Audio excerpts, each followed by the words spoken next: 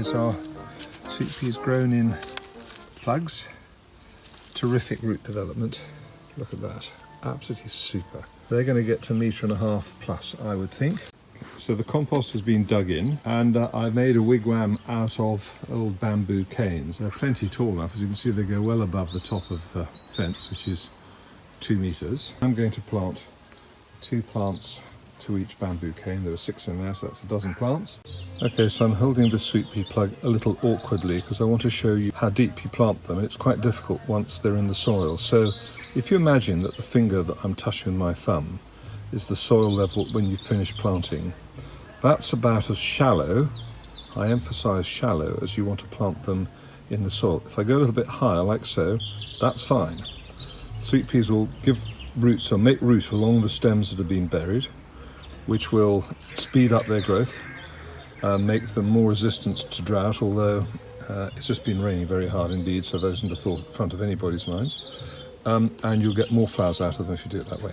This also has been stopped. You can see where the second shoot has come out at the bottom. I'm quite tempted to take them back to probably where that thumb is and up to about there, and just to make sure that there aren't any little baby flower buds lurking somewhere in the tips, because I want plenty of growth before it breaks into flower. Hopefully you can see that it's actually quite deep. There's the soil level where my space, so the soil's going to come up to about like that. And only when they've been planted am I going to shorten the side growths. So I do make sure I leave some leaves above ground for the plant to breathe and work out which way it needs to grow. So the first one has been planted, and looking at it more closely you can quite clearly see that there's a flower bud forming in this tip here. So I'm going to take that off like that. So it's been cut back and should grow away nicely from there. So we're all planted. There they are, all snuggled up and cut back.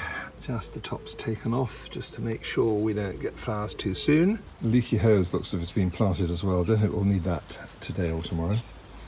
And with a bit of luck they're going to get sort of at least up to about there, I would hope, over the course of the next 6 weeks or so. Might even be flowering as they go. I have to admit I'm probably going to put a few slug pellets around just to make sure. There we go, done.